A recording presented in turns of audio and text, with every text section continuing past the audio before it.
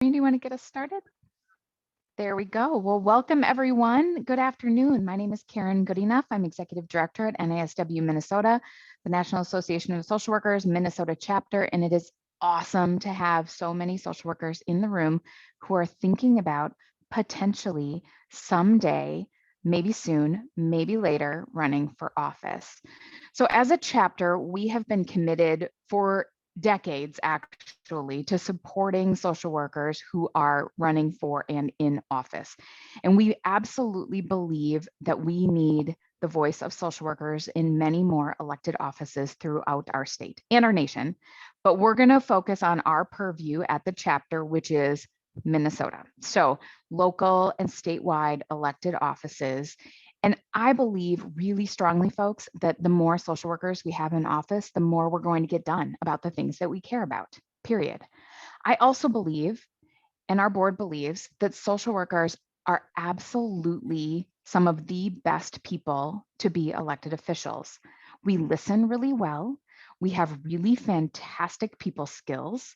We also know about our scope of practice. We know about, like, here's what we know about, here's what we might need more resources and more information on. Like, we are the best people to sort of weigh out the issues and help across the aisle and making decisions with other legislators and leaders. And I mean, I think we're just really well poised for this sort of work. And so we've been saying as a chapter for years, and for sure the 4 years I've been here, like, you need to run.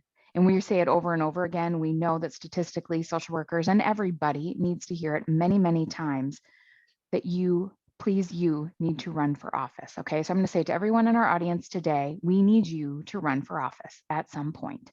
And I also hope that some of you are here with the intention of talking your friends and neighbors and colleagues into also running for office. So this is not just about you, but it's about all of us thinking about who are those great people who would be a great voice for social workers and for the general public in this work that is ahead. So just a couple of housekeeping things for today's session. We are together for 90 minutes. This is sort of the start, I believe, of this conversation for our chapter. This is not the end. This is not the one thing we're doing. This is hey, for a while we've been saying we need to do something. We need to start and record something and have a session that's like, what do social workers need to know to run for office? Okay, so that's today's session. We are recording today's session. It will be put on YouTube.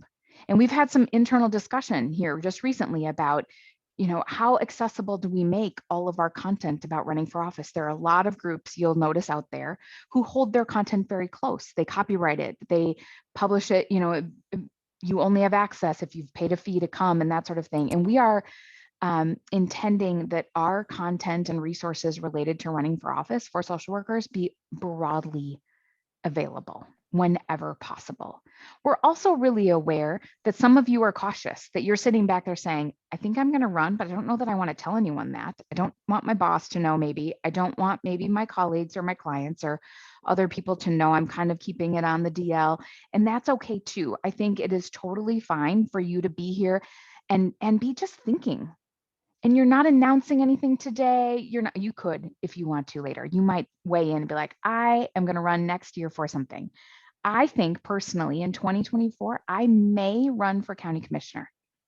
I'm just naming that out loud to all of you. I know I'm thinking about it. To help myself think about it, I'm helping someone else run for county commissioner this year and trying to learn the process and figure out, like, what does that take? What does that look like? That sort of thing, like figure it out. So Jenny will talk more about that today, but we're all here in very different places. Some of you are like maybe in 10 years, 15 years. Some of you are still thinking about this current, maybe a local election that the announcements don't have to come out until this summer. So lots of you are at different places. Totally fine. You do not have to call yourself out. But if you do, that will be fun too. We'll want to know and we'll want to help you at some point. Just a note on that in today's session, you are welcome to unmute yourself and ask a question. To hit the little raise hand button, we'll call on you and you can just state something out loud. But just know that if you do that, your likeness and your name likely will show up in the recording. So we just want you to know that up front. And if you feel like you want to be a little more quiet, incognito in this space, that's totally fine. You can drop a question or a comment into the chat and we will share it with the group without saying your name. So please feel welcome to ask anything along the way in the chat. I will be managing the chat in the background. With that, you do get 1.5 CEUs for today's session. If you're watching the recording of this session, it counts as independent study CEs. And we want you to know everything you can. So after today's session, you'll also get an evaluation, and we'll ask you to weigh in. If there's something we missed, if there's something more you want to know, what do you need next? Make sure to put that in there, or at the end of today's session, you could drop it in the chat too, and we will be considering what we're going to do next. So with that, I want to turn things over to our amazing legislative consultant, who's also a Minneapolis School Board member and just a fantastic policy person, Jenny Arneson. So Jenny, take it away. Yes, thank you. Thanks so much. And thank you all for being here. We are just really excited to hear about the large number of people who registered for today. So really glad to have you. Today we have a few things that we're going to do, and I'm going to let you look at this, but just say that we have just 90 minutes together, and our goal is to make this interesting and to give you some really practical information and to demystify this process. We asked people as you registered where you're at, and we know that most everybody here is in the thinking about it stage. So this is really designed to be an introduction, and it's not going to cover everything that you need to know. It's really more, think about it as like an overview, an introduction and an overview. That said, we have a lot of information that we want to cover in an introductory overview. So we're going to be moving at a pretty good clip here. I'm going to introduce some of our other guests here as well. That does not mean that you can't ask questions. We are absolutely setting this up as a kind of a conversation, but know that we have a lot of information. And so if we're kind of moving past something too quickly and you want to write that in the chat, we'll come back to it as well. So we're trying to go with the flow of what you need here today. But these are the things we're hoping to get to by the end of today. So I'm going to just take a moment here and introduce some of the other people on the screen pinned at the top of your screen. So as Karen said, my name is Jenny Arneson. I work for NASW. I work as the legislative consultant, but I have another job as well. I serve on the Minneapolis School Board and have for about 12 years. This is my last term, my final year actually in that position. Joining us also, we have Emily Rivera, who is on the Bemidji City Council, and let her just give a wave there. And she is running for re-election, so hopefully we'll see her continue to serve. And then we have Alicia Donahue, who can give a little wave as well, and she's a Senate candidate in District 54, so she's going to share some expertise with us as well. And we have Emily Geving, who is our policy intern for the summer. So our goal here, and I will note that between the three of us, for sure we represent an urban area, kind of a suburban, exurban sort of area, and then northern Minnesota. We have local office, we have someone running for state office. So we have kind of a variety of experience here between the three of us. And so our goal is to just share some of our stories, share our experience, and hopefully you will leave feeling a little bit more empowered than you did yesterday to run for office. So we're going to start with a little check-in, with a little poll about your feelings, because we're social workers. So we're going to talk about feelings first. So I think Shireen, I've never actually done a poll in one of these trainings, so this is a new experience for me, but I believe Shireen is going to help us with that. So they're right, Shireen, is that what is happening now? Okay. I'll launch it and I'll close it and I'll share the results when they're ready. Very good. So you're going to just tell us, this is not a high pressure thing, but to just kind of check in about where you are right now.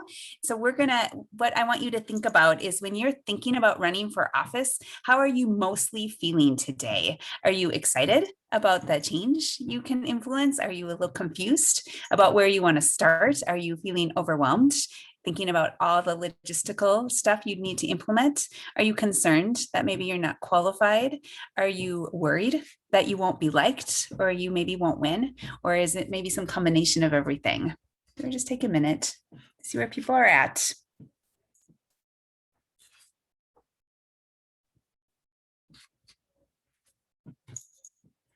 About 5 more seconds, and then I think we can move on.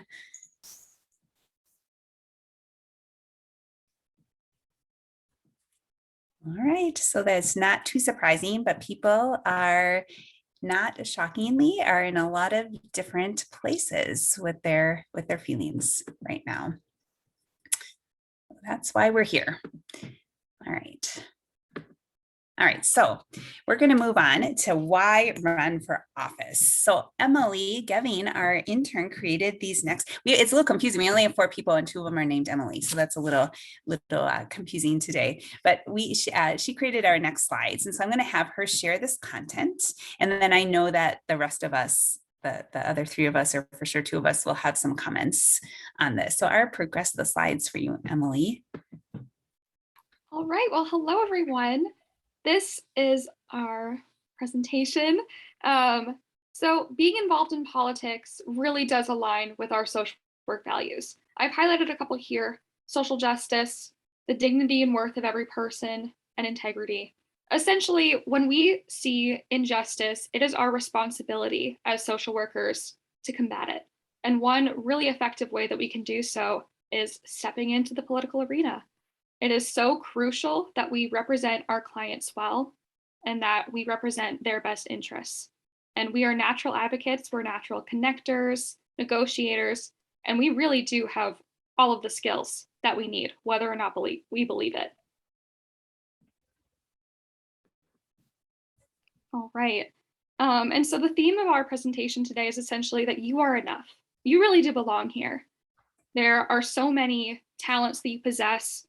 Essentially, we're well educated on all of these issues that our clients face because we have worked with our clients. We see the struggles that they are encountering. We understand the barriers, and we are honestly the ideal candidates to be in these positions of power and influencing the political process, because we know how the ideal future, we can imagine it and we can really see it through. That's all I have to say on that. Remember, if you have another, yeah, you do have more slides here. Well, here we go. So there is a list on the NASW website that outlines some social workers that are in public office, and it is meant to inspire. This list is pretty short. It is constantly being updated, but can we click on the list at all? I'll put it into the chat. Yeah, okay. Great. You can, but script our slides. But when you can check out the list, hopefully that you do feel inspired, because you can scroll down and see all the various kinds of public offices that we have social workers in terms of being Congress, school board, library board, city council, all of those kinds of things. So just know that there have been social workers that are, they were nervous to run initially, but they saw it through, and here they are enacting some change. And Thanks. every year, folks, we collect all of these names and things. I collect them throughout the year and I submit them to our national office also. So we say to people in lots of venues to let us know if you know someone who's running. Let us know if you know someone who won. So like Emily, I met at a meeting recently, learned that Emily's in public office in Minnesota. I will add a form for Emily in our next round. So just a note too, that you can let your chapter know also if you know of someone along the way, we'll get them added. That's right. And I think, of course, the main takeaway here is that it's our ethical responsibility to engage in advocacy work for our clients. And that has to involve the political arena. You cannot effectively advocate for your clients and avoid politics ever, right? So minimally, you want to be engaged in the political process. And I worked with somebody who served with me, and he called elected office the highest form of community engagement. And I think that is true, right? Like that's how you engage. It's the kind of the highest level of engaging in the political arena. And, I know that Alicia's going to talk about this as well, but I meet so many people who tell me that they want to run one day, and it always leads to them indicating that they're not yet qualified, that they need to do one more thing. They need to go get a little bit more experience. They need to get another degree. And it's always kind of this mindset of they're not quite enough as they are. And we hear that in particular, especially from female candidates a lot. Female candidates kind of statistically need to be told over they need to be asked a lot of different times, and they need to kind of be told that they are they're enough as they are. And I'm here to tell, if we take one thing away today, what I want you to take away is that being a social worker is an amazing qualification. That is a qualification for running for office, and it is something you can build upon, and that you're enough as you are to be considering running for office. I know, Alicia, you had some comments in this section as well. Yeah, thanks, Jenny. Hi, everyone. My name is Alicia Donahue. As Jenny introduced me earlier, I am a candidate, DFL endorsed candidate running for Minnesota State Senate in District 54. I have a lot of things to say, but I know we're on a tight timeline. So I think the most important thing that I want to let folks know is that poll that we did at the beginning. I have felt and am currently feeling every single one of those things, even after deciding to run, especially after deciding to run. So right now I mark myself as excited about the changes in policy, but last night I was any number of those other things. And so I think that's another thing, is like, don't think that if you're not in the excited about making change in policy that you have to do something else before you get there, because it is a roller coaster, and roller coasters can be scary, but they're also an amazing ride, and it's important. I think the other thing that I really want to express to everybody is that, kind of piggybacking off of what Jenny and Dr. Goodenough has shared, is that really all you need to have to jump into a race is the passion to make change in your community. The rest of it, we can teach you. And by we, I could mean me, or literally any number of resources that I think Jenny and Emily have put together that they'll share with you if they haven't already. There are a ton of organizations out there that will support you. Some of them require money, but some of them do not. And so really that's the biggest takeaway, is that your passion is enough. And I know that everybody on this call has passion for our communities, or you wouldn't be a social worker. And so I think when you're thinking about what office would you think about running for or want to run for, think about the issues that keep you up at night. What part of the social services sector do you work in that then you're thinking about when you're not at work, when you're not getting paid to be thinking about it, and then find the office that will make change on that topic. Because that in and of itself will be enough to carry you through to a victory with your race. Thanks. I'm going to pause here. We're going to move on, and we're going to next talk about that. We're going to build upon what Alicia just talked about assessing your strengths. But before we do that, I just want to pause in case there are any comments or questions thus far from folks.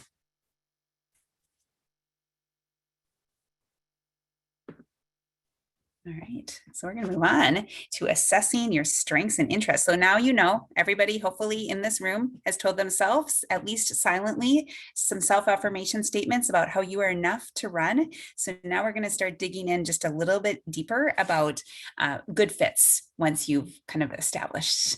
That is building on what Alicia was just talking about. So we have we've got a variety of different examples here of elected seats. And as Alicia mentioned, really the first step to ask yourself, there's a lot of people who wrote and registered today that they're thinking about it and they're not really quite sure which office they might want to run for. So that first step really is thinking about, where do you want to influence change? Where's your passion? So social workers, we work in a lot of different settings, and like any job, you just need to do some self-assessment. It's appropriate to do self-assessment, and we're going to talk about that in a minute, some things to think about.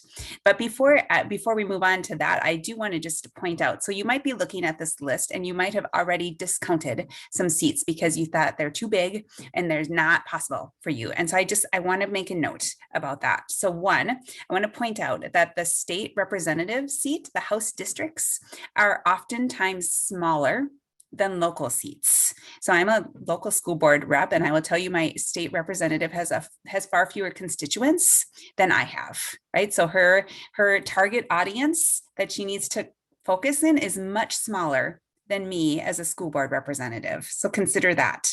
Second, think about Congresswoman Ilhan Omar. She's now she's at the national scene, and she served one term as a House representative prior to running for Congress, right? So she didn't have a lot of experience. Then think about Lieutenant Governor Peggy Flanagan. She served a total of 4 years. She did serve as a school board member like years ago, and then she served a total of 4 years in the House. So both of these individuals had a fairly narrow, fairly small scope of constituents, and they went on to pretty large offices. So, and they have other experiences for sure, but you do too. And so what you need to remember is that successful races have similar components. It's just about bringing it up to a larger scale. It's not about your qualifications necessarily changing. So just consider that. So now you're thinking about, what should I run for? So some things to ask yourself. Here's a little checklist of some questions maybe you can ask yourself when you're thinking about where you want to run for office. So here's some examples. So maybe Angela Conley, she worked for Hennepin County for many years, and then she ran for a county commission office. It was part of her story. It was a pretty major part of her campaign story, and it influences her work today. So maybe you work in a child welfare setting and you want to run for a county office.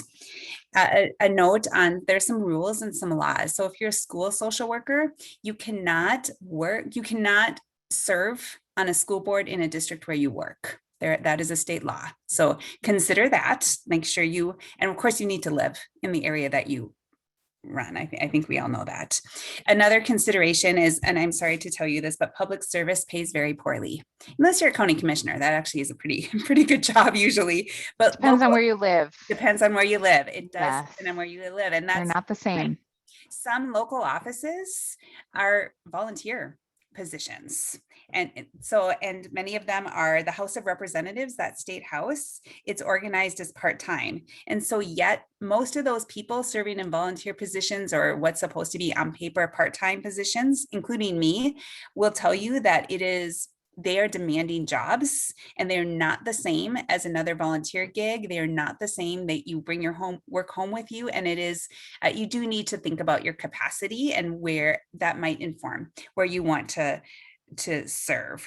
And then let's talk about geography for a minute. First, keep in mind, where do you live and where will you end up working? So that's a big issue. And females in particular talk about this when they run for House and Senate seats. If you live in greater Minnesota and St. Paul is a hike, I mean, there's many senators and representatives who live in St. Paul for the session and go home on weekends. Does that fit in your lifestyle? And there's women, really both Republicans and Democrats, who are pretty outspoken about kind of the challenges of being a mom in office, and like rules where kids are allowed and whatnot. So that's something to consider as well.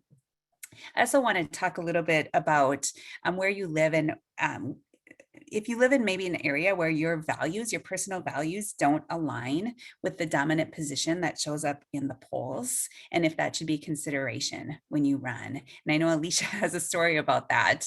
And I was thinking, I just always tell this story, as Alicia kind of teased up here. If anyone in politics maybe has watched the show West Wing, that's a popular show, right? And there is a moment in that West Wing where one of the cast members, Sam, runs for office, and he's kind of thrust into the seat because they really needed someone from his party, the Democrats, to run.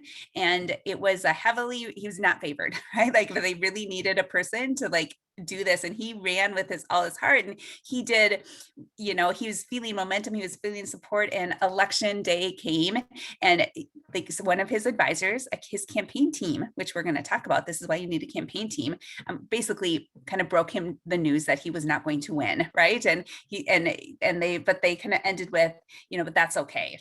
You did, it's okay. You ran, and you aren't going to win, but we'll be here for you. And you did your best, and you served a purpose in running, and you elevated the issues. So that is a consideration. But Alicia, I know that you thought about this in particular. So I'd love it if you told your story. Yeah, absolutely. So as I said earlier, my district is Senate 54, which is Shakopee, Jordan, Prior Lake, and 4 townships in the same area. And when you think of those cities in particular, I'm sure none of them are screaming bright blue progressive values. But what I can tell you is politics is political, right? So when you're thinking about, do my neighbors have the same values as me? The reality is the majority of Americans have the same values. And the other piece to really think about is anything can happen in your election cycle. So I was approached to run for office by folks who are already serving in office, right? Again, women have to be asked 5, 6, 7 times. And they said, will you run for this seat? And I said, maybe not right now. And they said, it's really important. And I said, okay, I'll think about it. And then our current incumbent lost their endorsement from their political party, which essentially kicks the door wide open because now they will be running in a primary race. The 2 candidates for the other party's endorsement from now until August, which means I will have the opportunity to knock on doors, make calls, and connect with my neighbors and talk about what matters to them. The other thing is we don't know what the news cycle is going to bring, right? Since I've identified as a candidate running for office, we learned about the SCOTUS leak with Roe v. Wade. Again, the majority of Americans believe that people have the right to make choices about their own healthcare and their own reproductive healthcare. We've also had the unthinkable tragedy in Texas. And again, the majority of Americans believe in common sense gun laws. And so when you think of politics, it feels very divided, right? And that's because in some respects it is, but social workers have such a unique opportunity to meet folks where they're at, have those conversations about what matters to them, and find a common ground. When you're out knocking doors, it is not like what you see on social media. People are kind. They've only turned the sprinklers on my door knockers once. We think it was a fluke. I don't think it was on purpose. People are very kind. And even if they're not, don't have the same values, they just say no thank you, they close the door. Like, it really is nothing like what we see on social media or what you see in the media. And so here is my opportunity to ask all of you to please run for something. So now Dr. Goodenough has asked you.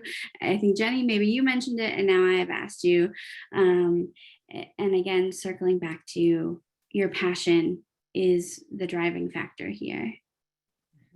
And certainly, and that was kind of a theme too, if you go back to that West Wing show, right? Like the point is, the reason Sam felt so good about it is because he was making really good connections. And the fact of the matter is, he did swing people to vote for him, right? Because he found a different way to talk to people who maybe wouldn't have normally considered like somebody from his party. And I know, and I think Emily Rivera is a good example as well, like, right, of living in an area and running for a local office, running for a different office, right, of influencing different change, one that maybe your neighbors see as more nonpartisan.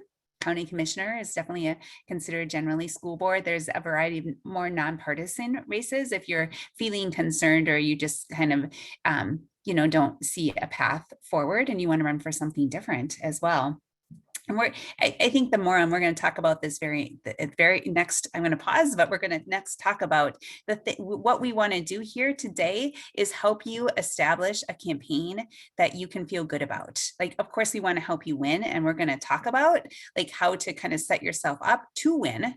But there's a lot of unpredictable things that happen in politics, and there's a lot of things that you cannot control, right? Which Alicia's talking about, right? Like, part of her race is depending on the outcome of somebody else's race in August, and she needed to make a decision now. So we're going to set you up so that at the end of the day, you can feel like you left it all on the table. You gave people good choices. You raised some important issues. You maybe got people thinking in a different way, and you feel good about your race. And that's a risk worth taking.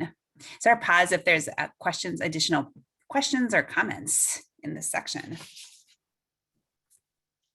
I would love to hear folks talk just a little bit, and maybe Jenny, if you'd go back 2 slides to that list of positions that people could think about running for. And I think particularly those local offices where people don't think about, okay, what's partisan, what's nonpartisan. I'd love to hear Emily talk about your, and that's Emily R., talk about your decision to run and what it's like being in more of a, I think it's city council, right?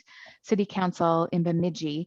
What was that decision like for you? What was it like in terms of that partisan, nonpartisan discussion running for a city council seat? Thank you. I really appreciate the opportunity to be here. Yeah, I represent Ward 4 in the city of Bemidji, and the nonpartisan piece of the office for me is really important because I think we're just as varied as social workers as anybody else out there, and being able to represent all is, I think, more of a reflection of kind of that social worker mindset. And we definitely, not to say that we don't have partisan leanings. I just don't want to assume that they're one way or another. And for me, it was just as you spoke. I needed to be asked, I needed to be prodded, I needed to be cajoled, I needed to be everything that you could do to pull somebody along to believe that I had the ability to do this. And for me, the local offices are almost more important, no offense, than those higher level, because you're impacting, like on a city level, how planning and zoning goes, where affordable housing going to be considered in development? How can you counteract, decades and decades worth of, poor environmental policy or policies that were designed to take advantage of marginalized populations and things like that. I too am a social worker who still works in child protection in another realm, but that thought of running for county commission office was there. But to me, that I feel like I would take it too personal. Like I know what you're doing wrong, and I'm gonna make it right, kind of thing. And that's not the best reason to run for office. It's a great reason to help motivate change, but you've got to be open to other people's perspectives and possibly learning that your way of seeing it maybe isn't the most effective way of handling it. So I think all of those skills that we have as social workers that we've developed over time really come into play. And the local level for me was important because there's all these, especially in the small communities, the community movers and shakers, those STP, same 10 people who get to, motivate how things go in your community. And I didn't like that because it wasn't representative. And so that's why I ran locally here in this community, because I just, policies should be written or developed, at least in my mind, from the person in the most basic survival state. It's not how can we develop this for our businesses, and how are we designing for our businesses in a way that supports the workers, whether that's childcare, housing, affordability, all of those types of things. So all of those really cool dynamics that are part of social workers, training in the systems and a person environment and all that stuff really comes into play within that governmental role. So as you can tell, I really enjoy it. So I appreciate the opportunity to kind of, hopefully that gives just a little bit of perspective on that smaller local. And school board too, by the way, that's another nonpartisan. Yeah, Absolutely. Thank you. That's a really important perspective. Sometimes it's nonpartisan. It kind of depends where you live. I will say in Minneapolis, everything's pretty partisan in Minneapolis. But yeah, I want to kind of lean into something Emily was talking about, and really like building relationships, using local offices to build relationships with your neighbors. And I also find local office really, really satisfying, but it's also an opportunity to kind of use it. Maybe you serve locally and you decide, okay, there are some things I want to change at the state level. That is a joke. I work with somebody who's you're always thinking like, okay, I thought I would influence change here, but it turns out somebody above me is like kind of screwing me up. And so I'm wanting to go above and figure that out. But it is reminding me of Representative Paul Marquardt, right? Who started in he's kind of a legend in the DFL House because he's a DFLer in a really deep GOP leaning area. And he really has been able to maintain that seat because he started in local office and his relationships are deep. And he also works really hard and maintains those relationships, but people trust him in his neighborhood. And it really goes back again to what Alicia's talking about. It's not so much that people's values are terribly different, right? Like, so there are ways you can work around your geography in a lot of different settings. But what we want to talk about and really highlight is that no matter what office you decide to run for, no matter the seat, you do want to establish yourself as a viable and legitimate candidate. And that's what the rest of our slides are really going to be talking about here today, about how to do that. So I would like to take a moment to reflect on why this matters. So I want you to think about a time that you encountered a candidate that you didn't take seriously. Not because of their stances or their values, but because how they presented themselves to the voters, right? You can probably think of somebody that you saw. Now, I want you to think about how long you spend researching your choices at the ballot. Like, do you do a Google search? So what if you do a Google search on a candidate and their name doesn't come up? Or what if the only thing that comes up is like something like, here's their LinkedIn profile. Are you going to keep checking back until you find something about them? How deep are your searches going to go for this candidate? Do you read newspaper coverage about the candidates? What if it says under there, candidate doesn't respond? What are you going to think about that candidate? And ultimately, are you going to go into the ballot? Are you going to, on election day, go into the room and are you going to cast a ballot for somebody that you literally know nothing about? Are you going to do any of those things, right? So we can probably all think about a time that we discounted somebody because they didn't really look like they were serious about running for office. And that is why you want to establish yourself as a legitimate candidate so that you are not discounted before you even start. So here are some components of a legitimate campaign. You do not necessarily need all of these components, but a campaign would be hard pressed to call itself legitimate if it has none of these components. So you definitely want to have a website. Now, a note about websites. There's a lot of people, you can do kind of, if you have moderate technical skills, you can create your own website.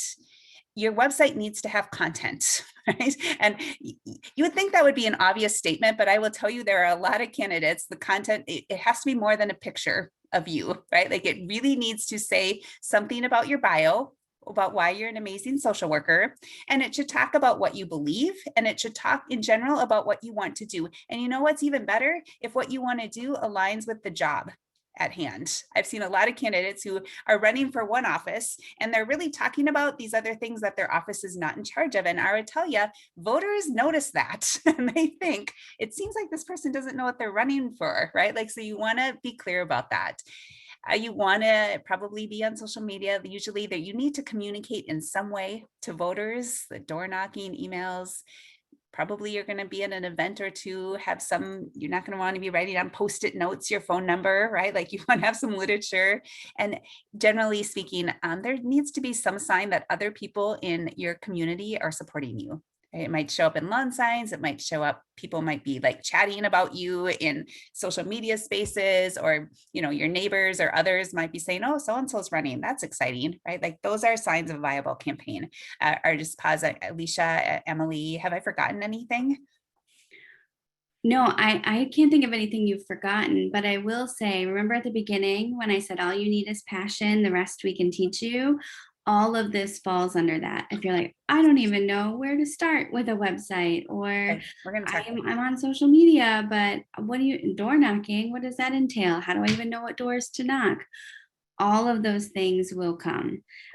So don't start panicking about all of that. And right, with literature, mailings, how do you navigate that?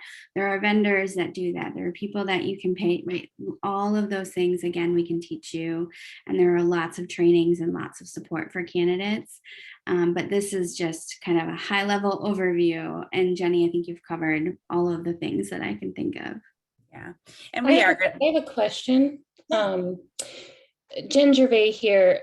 There had been research done, and I'm just wondering if any of the panel people have heard of the research about the difference between doing panel discussions versus door knocking versus mailings and lawn signs.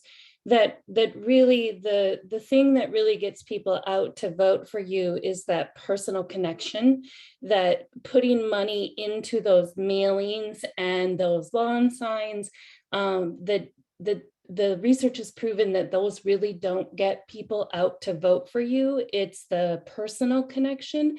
I'm just wondering if anybody could speak to that, and really where should the emphasis be when you're really considering some of this?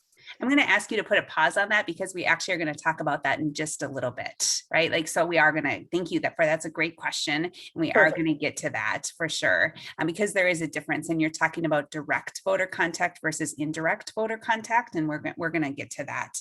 I think the gist of this, again, this is why I say it doesn't need to include all of these things, but the point, what I want you to take away from this is running for office, like putting your name on a ballot and walking away is not a viable campaign, right? Like the point is you need to have some outward signs that you are working. And here, these are some examples. And your campaign plan will help you figure out which direction is right for you. But there are a lot of candidates, because you wouldn't have, I just gave you all sorts of examples of when candidates kind of skip those steps and how it makes them look not viable or not legitimate. All right, so we're going to talk about elements of a campaign team. Great.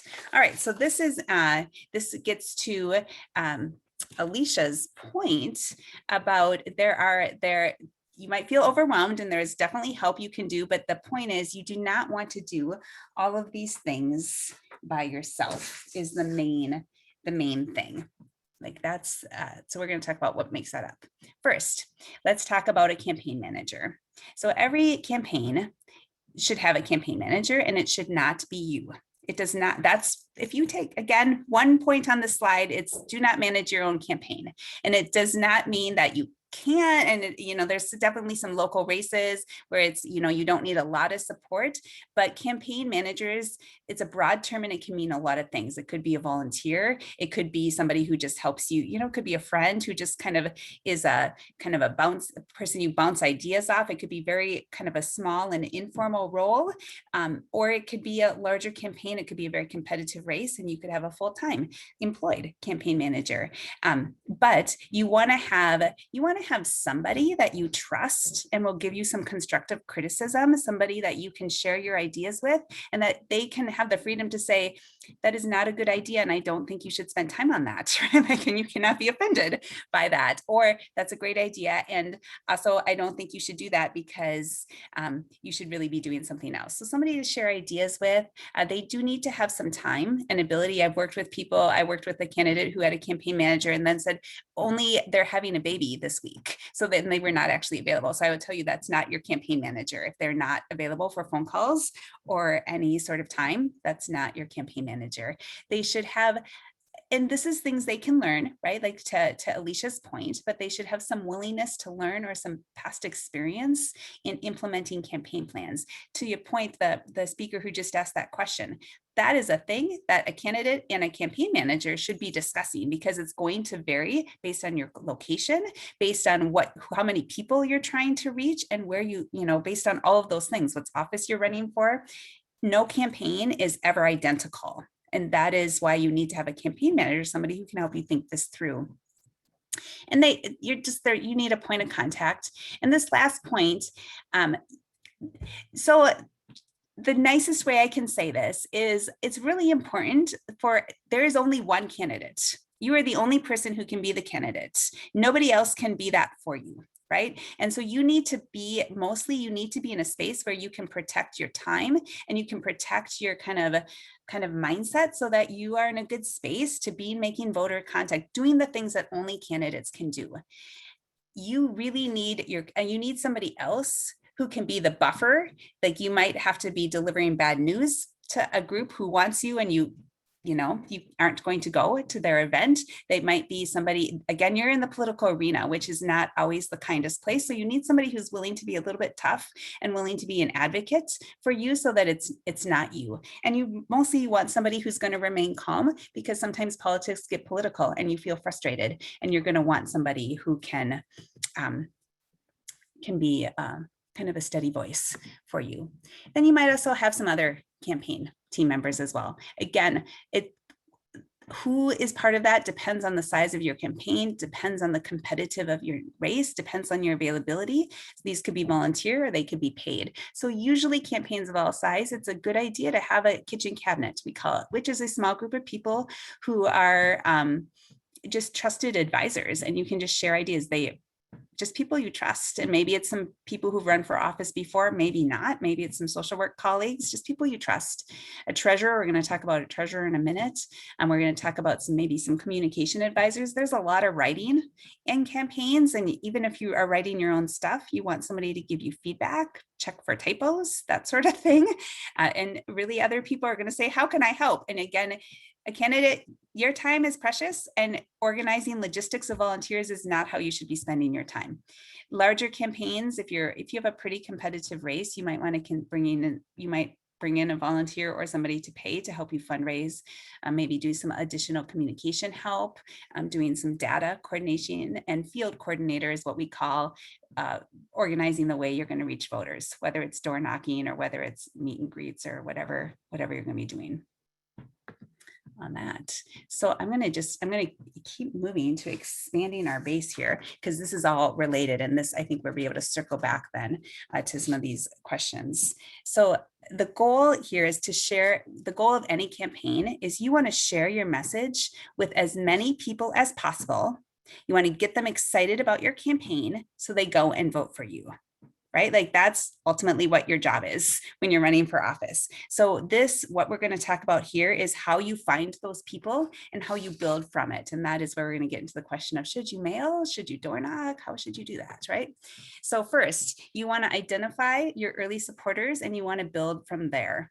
Right? So think about, if you're going to run for office, you're going to call people, your relatives, your friends, your neighbors.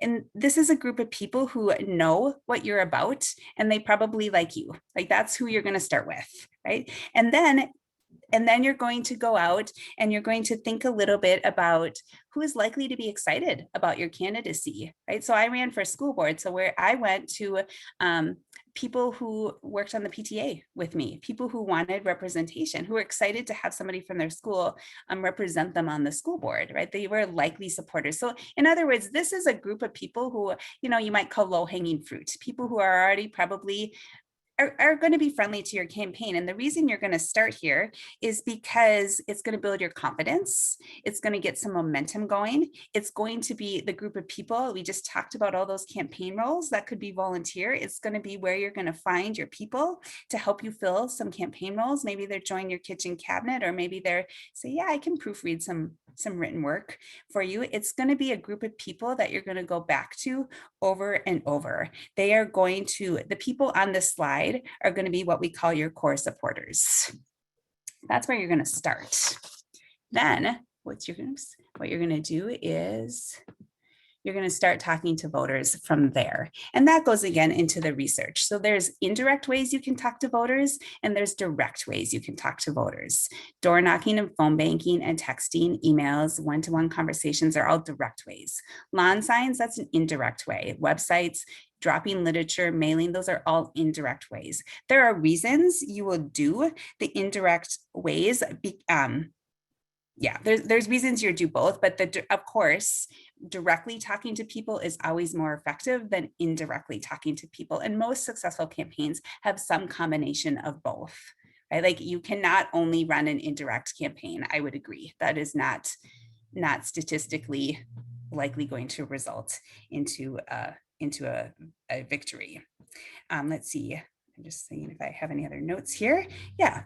Oh, the reason that you would do an indirect campaign, though, to your point of like, why would I mail? Like, if it's not statistically significant, so why would I do a lawn sign? The reason the reason it is necessary, the reason you would do it is because it is not possible to reach every person who's going to go to the polls, except in the very rarest and the very smallest of communities. I did work with somebody once who had a candidate who did literally knock every single door in their town, and they went back multiple times until they answered their door. But that was that is rare. It's really difficult, and it is to kind of the speaker's point, it's changing and evolving as well. Like, right, like I kind of joke and I'm sure Alicia and Emily have had this experience as well. People say they don't want us to knock at their door, they don't want to answer their phone, they're irritated when we text them, and then they tell us after, but you didn't reach out to me, so I don't know anything about how you're running, right? Like, so people, it's evolving and changing. And there's a lot of folks now who say actually targeted social media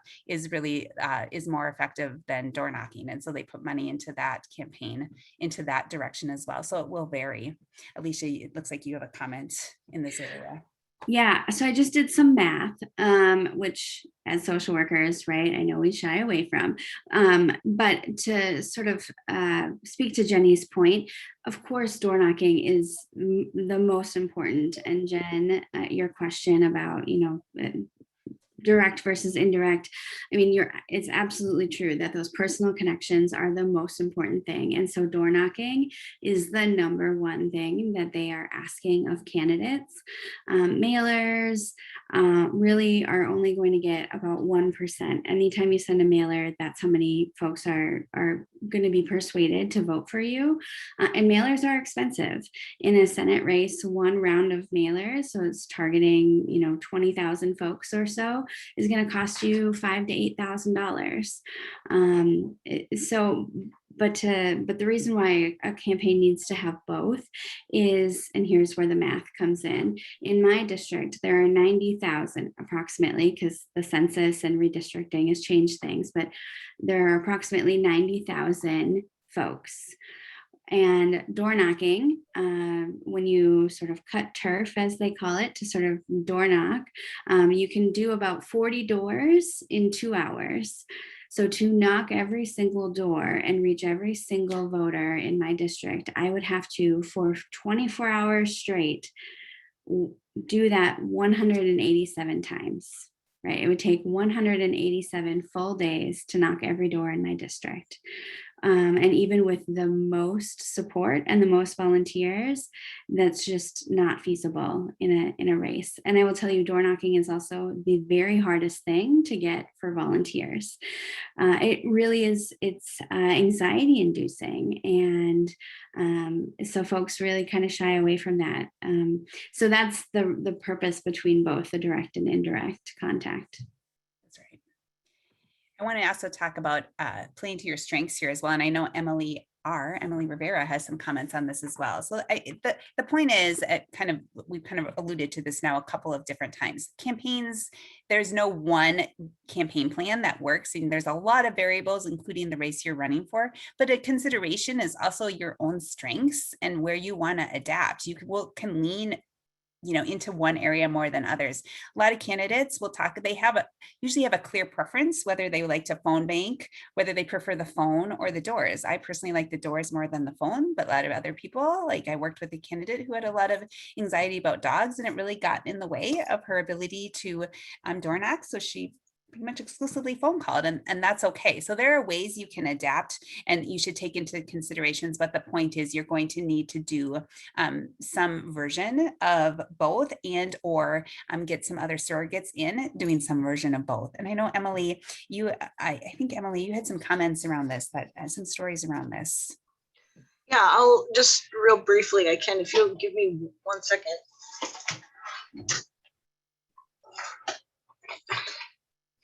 This is the extent of my materials that I used when I ran the first time, because my justification being I don't want to waste paper. It's resources that are going to waste and are going to get thrown away. It's something that can go on somebody's refrigerator much more easily. Is it a business card or a Yeah, it's magnet, just Emily? What is it? just a business card. I put my Okay. information on the front and a few little pieces about me on the back.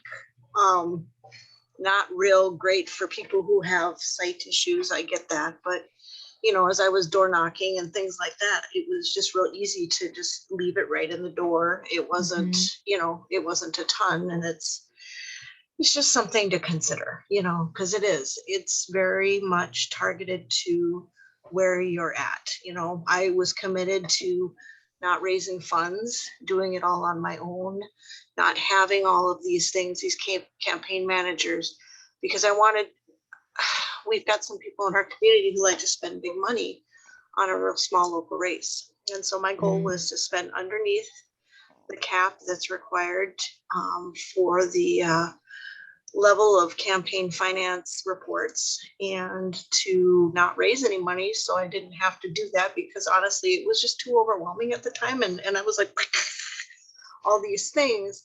And so I figured, well, if I don't exceed this amount and I don't do that, then I don't have to do it. So I took that approach and self-funded, kept my campaign under $500, door knocked, had a Facebook page. That was it. And the door knocking was the most effective, because you can use kind of those skills again, those like polling people. What would you say is this, you know, the thing that you like the most? What do you see area for most improvement? Those two questions, I could go for 3 hours sometimes talking to people, you know, and in small communities, you've got to kind of target your approach to your audience. You know, there's a lot of print documents that come through the mail, and they basically go straight to the garbage because they're not even recyclable. So, you know, how can you take some of these ideas and show, you know, one, I know how to, you know, budget my money. I know how to protect the environment. I know how to, you know, here's ways I'm doing it in my campaign. And so, you know, using those things and you know, having those support people that you can run ideas past is really good. But, you know, at the same time, and another thing, like all of my clothes that I wear to council meetings and everything else, thrift store. You don't need money. You can do this, you know, trying to make it as accessible for people as possible. You know, you don't have to be technologically, you know, it helps to have email and all of that stuff. But we also had an 85-year-old man get elected to city council. He didn't have those things. So are we excluding people by saying you need to have this, you need to have that? And is it discouraging when you know, you could do this and this and this, or you could do this or this or this? Because again, you know, I know that in the bigger areas, it does make a difference. And I've only got about, I don't even know. The community is 15,000, so about 3,000 people in my ward, a little over. And that's not even close to the same, but that's still bigger than a lot of the small towns in northern Minnesota even. So, you know, keeping that in mind, there's ways to do it and ways to be creative, and don't let the money and a lot of those other things discourage you, because there are ways. You know, obviously you can raise money, but you can also take a stand in another direction. So that's kind of where I'm coming from. Absolutely. And some of these things do not cost money. And actually, talking to voters, the direct way you talk to voters, they are the cheap ways. The indirect ways are the more expensive ways. And you can absolutely sweat equity, really. Like, it's kind of time or money is really always the consideration. They're both really precious resources in a campaign, and it's really how you want to use that. And it will also matter kind of the geographic area in which you're running. How well are you known? How well are you embedded into the community that you're trying to represent? Is your name, are you kind of new? Do you need to get your name out there? Does everybody know you like that you're trying to run? And I would agree that probably smaller communities in greater Minnesota, you maybe do have some options that are maybe less realistic in a larger urban race. So a lot of things are variables, and I would totally agree with Emily that you can work around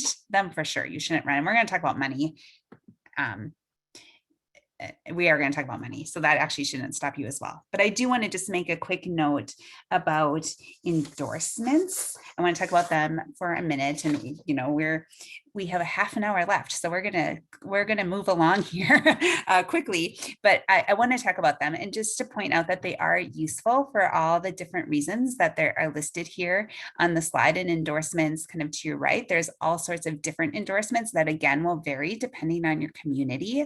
But the point is it's a group of influential people, right? Or individuals who are saying this person, you are the person that they trust to run, to be in this office.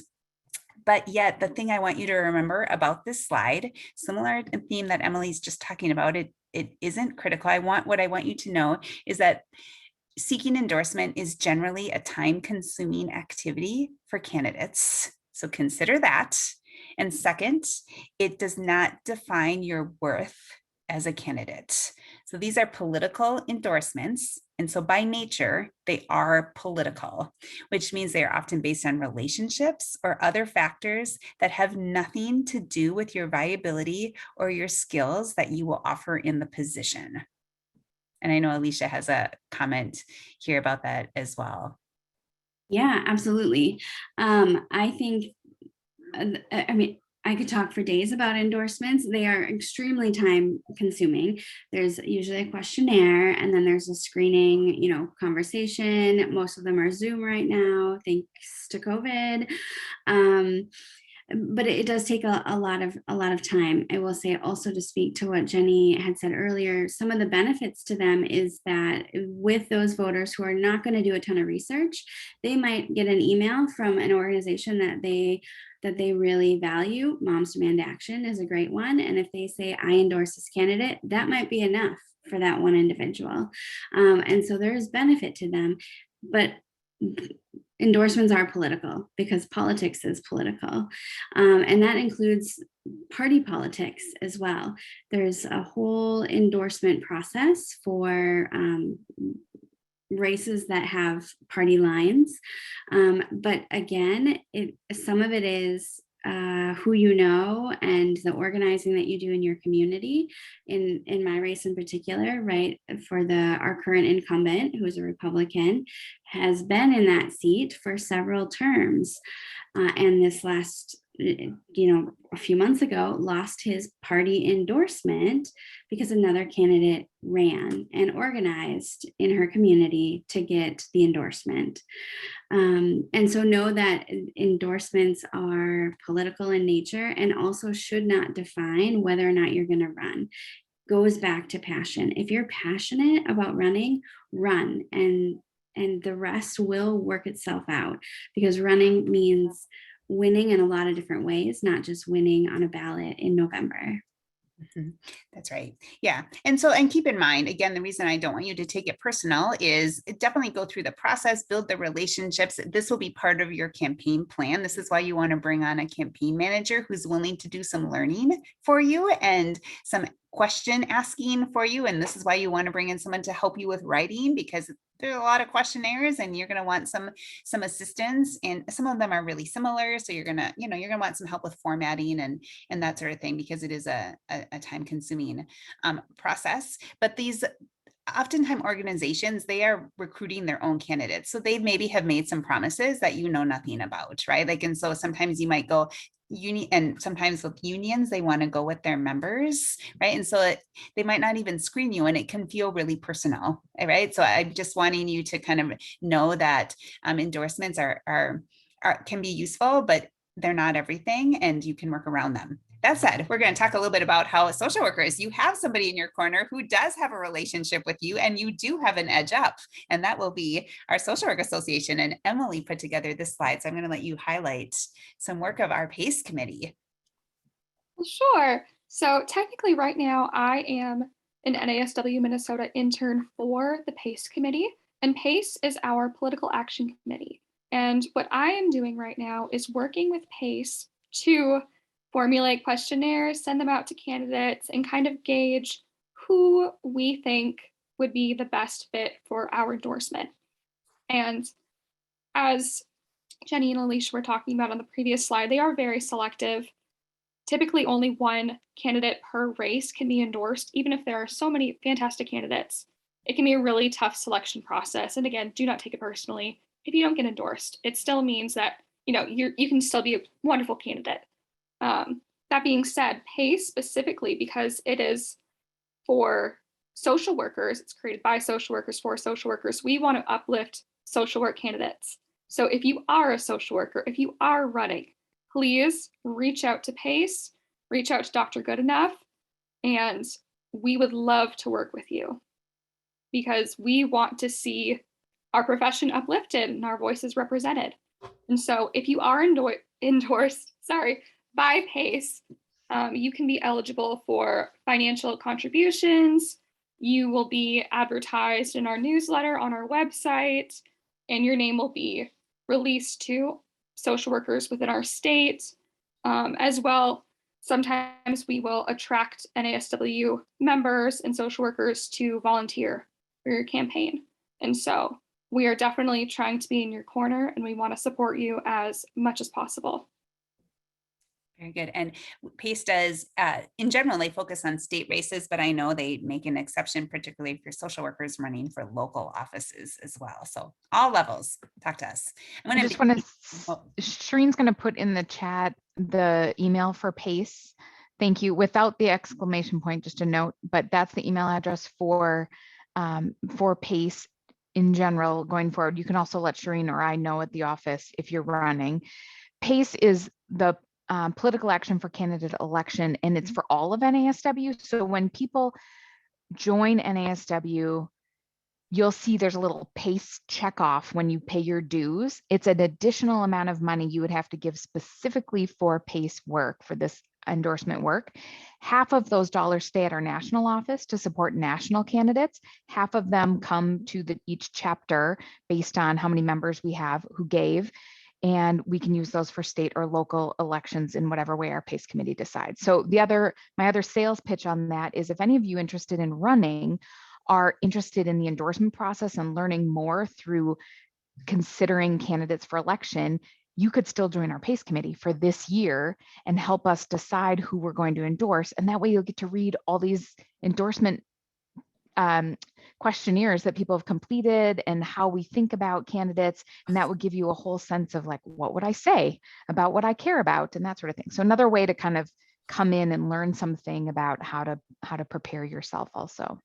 All right, we're going to keep cruising because we are going to run out of time. So what I'm going to suggest is that there might be questions, but we're going to kind of hold questions and other comments until we kind of get through this next couple of sections because they are important. We've already, Emily teed us up nicely talking about money a little bit. So I'm going to talk a little bit about some rules. And the thing about, of course, this is why fundraising, and there are situations where you can self-fund, which Emily talked about, but in general, most campaigns, you might not be in a position to loan yourself even $500, right? So you want to, fundraising can legitimize your campaign for all the different reasons that we talked about. There's even the most basic campaigns, there's a few expenses no matter what, right? And it allows you, we talked about ways to reach additional voters, and quite honestly, sometimes people want to give you money if you get endorsement. And so if you're set up to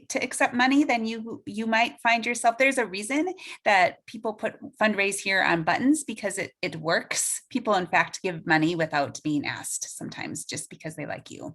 So you want to set yourself up. So this slide here kind of lays out some initial steps. And why I'm laying that out is if you take care and you do these steps right, you can move on to other matters in your campaign.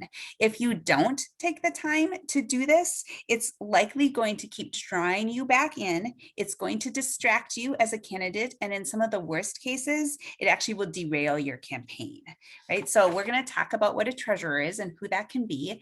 These are not super complicated, right? Like you need to find a treasurer. That we're going to talk about that next. You need to open a bank account that is separate from your personal account. And you need to, if you spend or raise, I think it's $750 in Minnesota, you need to file a report that says that. Those are the basic things that if you take care, that's what you need to know about money. A treasurer is usually a volunteer. It's often a volunteer. I think that there's probably somebody in your network who who has these qualities and would be a great treasurer. They do not need to be a CPA. They do not need to be a tax expert. They need to be able to read directions. They need to be able to meet a deadline, right? And maybe have a conversation with another treasurer, because sometimes the reports are a little confusing, but they're not even that confusing, right? Like it's just, they need to follow directions. They need to be detail oriented. If somebody is always late for lunch, that is probably not your person that you're going to ask. You're going to be looking for your most detail oriented friend who can read directions. That's what you're looking for in a treasurer. So there are some rules about money that matter, and these are the points about that can derail. So this is pretty basic, like, right? Like at the end of the day, what you need to know is how much money are you collecting? Who's giving it to you? What are you buying with that money? And then you need to write that down. That's essentially what campaign finance rules are all about. Emily was able to skip this process because she spent less than $750. But if you spend more than $750, then you need to follow these steps with your friend, the detail-oriented treasurer. Some additional rules about money. A couple of things here to note about that. Most of them are pretty common sense and not super difficult to remember, but it's really important that we can clarify. So one, the state and local campaign finance boards, they're the ones who enforce this. In general, the violations, the penalties are not usually terribly severe, but they are generally come in the form of political consequences. And your opponent, if you're in a competitive race, they learn about this by getting reports. And I can promise you, if you're in a competitive race and you are breaking campaign finance laws, your opponent will notice and will report you. And there could be consequences in the form of kind of a scandal, right? Like, so you just want to make sure that you're generally following ethical rules about this. So let's talk about this self-funding campaign. So there's most candidates, for a variety of different reasons, at one point or another, need to put their own money into the race. And maybe it's temporary, maybe they intend it to be temporary, or maybe they don't intend it to be temporary. But either way, you have to write that down, especially if it's more than $750. There are limits on how much money people can give it to you, and that applies to you as an individual. You are not allowed to give unlimited money to your campaigns. You are allowed to loan unlimited amount of money to your campaign, and that loan can be indefinite, right? Like you don't need to. So technically, Emily has loaned herself money that she never expects to be paid back, right? Like, and that's okay. If you want to self-fund your campaign, you should. But if it's more than $750, you should write down that, so that you know like what you're spending the money on. And so there's an example, there's a whole host of examples, but there was recently a state representative whose campaign he ended up being unelected because he had loaned himself a bunch of money. He didn't write it down, right? He had no proof of what he spent the money on. His opponent said he's getting haircuts or whatever with this, and he had nothing to, like, no way to defend himself, right? And it looked like there's always stories about this candidate spending frivolous money on like getting their hair done or fancy outfits or whatever. And if you don't have records to demonstrate something else, then that will be the story. So you do need to you need to have a treasurer who's going to keep good records for you. The other thing that I think is important to note is you really can't spend money on anything that looks like you're trying to get people to vote for you. And this is important because we're social workers, and a lot of candidates think it would be really great to have community building events that they can maybe just then go to the polls, right? Like candidates who are like, I know what I'm going to do. I'm going to have hot dogs in a parking lot, and then we will all go to the polls together. That is a campaign finance law. You cannot give people things and then directly bring them to the polls. Years ago, there was a candidate in Minneapolis, and they called him the Twinkie candidate because he was giving Twinkies on the way to the polls, right? So, and his opponent challenged that and said, you're bribing people to vote with Twinkies. And the campaign violence law rules agreed. So his campaign ended up really derailing, and he ended up losing, right? Because it looked like he was trying to bribe people to vote to vote for him. So you need to be really thoughtful about how you're spending your resources, and you need to make sure that it's being done in an ethical way. And how would it look to others, especially your enemies, is what you should take away from this.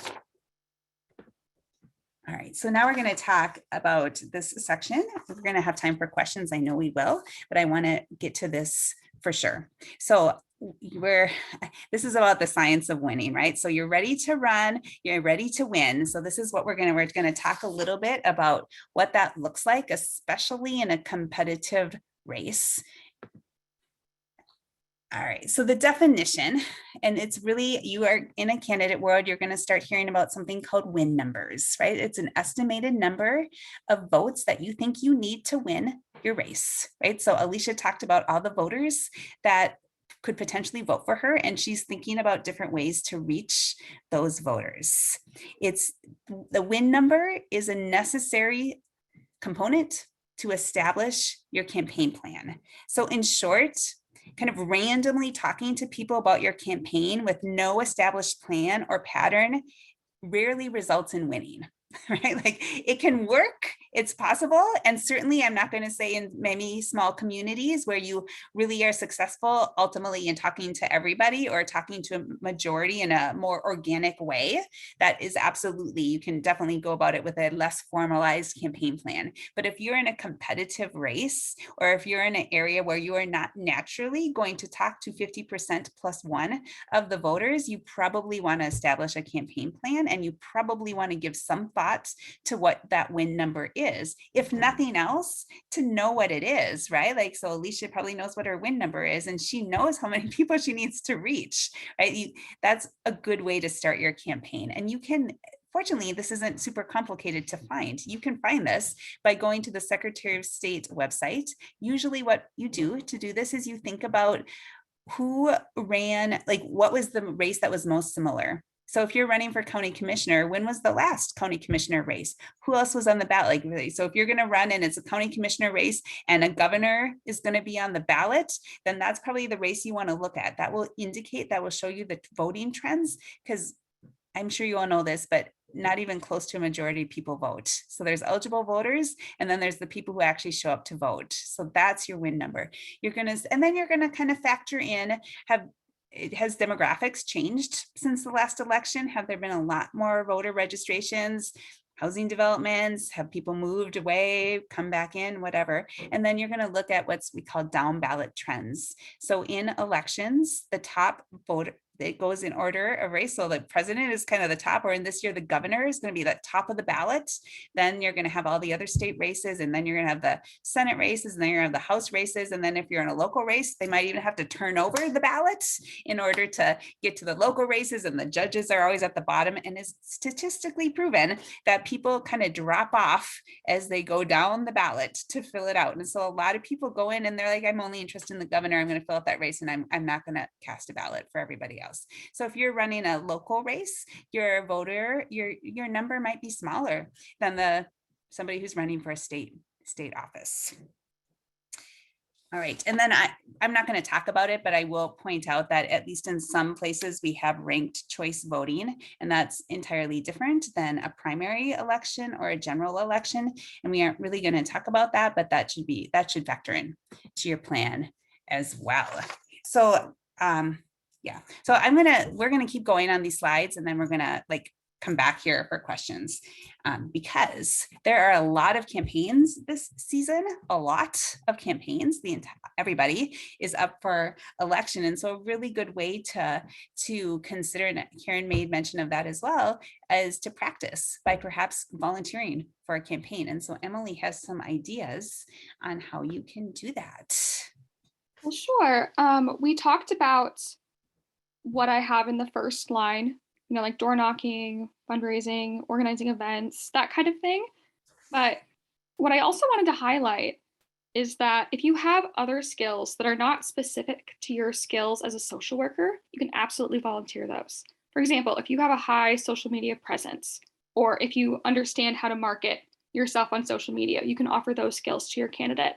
If you are a photographer, videographer, if you're a graphic designer, all of those skills are very important as well. in branding your candidate and making your candidate yard signs, photos for their website, that kind of thing.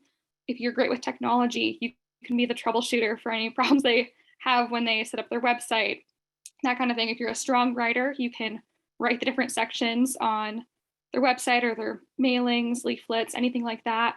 As well, if you have any kind of like small business, you can set up events for your candidate. You can advertise in that space. If you have a church or a house of worship, one thing that I've heard, I'll mention this later on, but I attended this conference with social workers who are in office and who are running. And one thing that they mentioned, and this was a conference that was held down in the South, so it was a very kind of Southern hospitality mindset, but they were talking about how something really vital was that when their prospective voters would invite them to town events or their churches to mingle with, other prospective voters, that was super helpful in furthering their campaign and making those relationships, like we talked about earlier.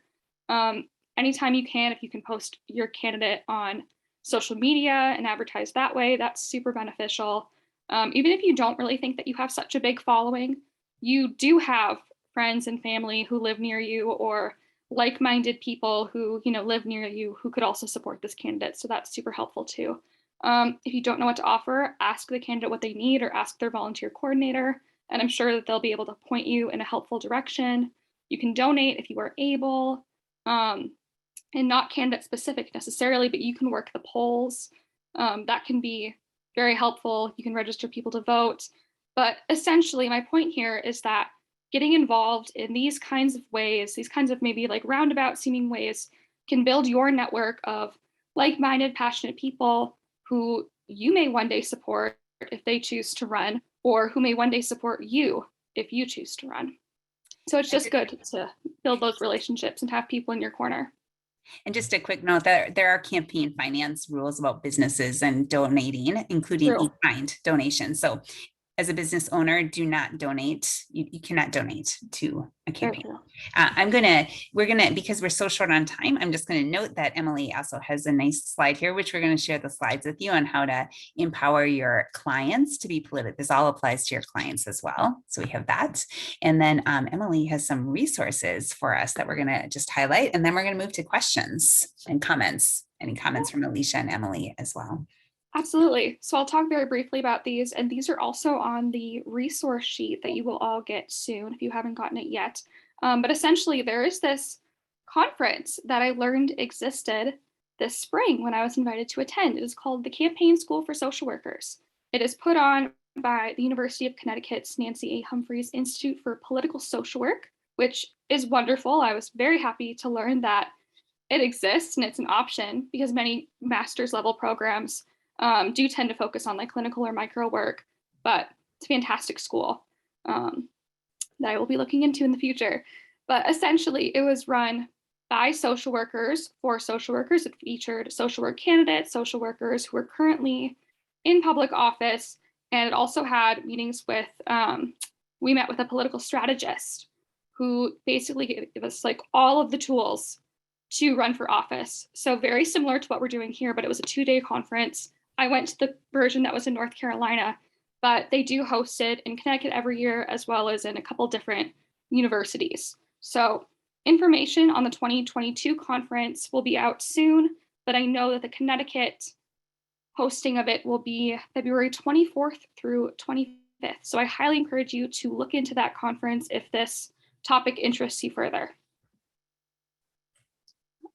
And as well, these resources are also on the sheet that you will get. But there are a couple organizations that I did some research on. Emily's List, Run for Something, Women Winning, She Should Run. And here I've just kind of very briefly outlined who they're for. So if these populations, fit you, definitely consider them as, an organization to turn to if you think you're going to start your own campaign. And of course, there's many other organizations too. These are just a few that I found. And as well, there's a book that Alicia had mentioned, who the president of Emily's List, she wrote this book.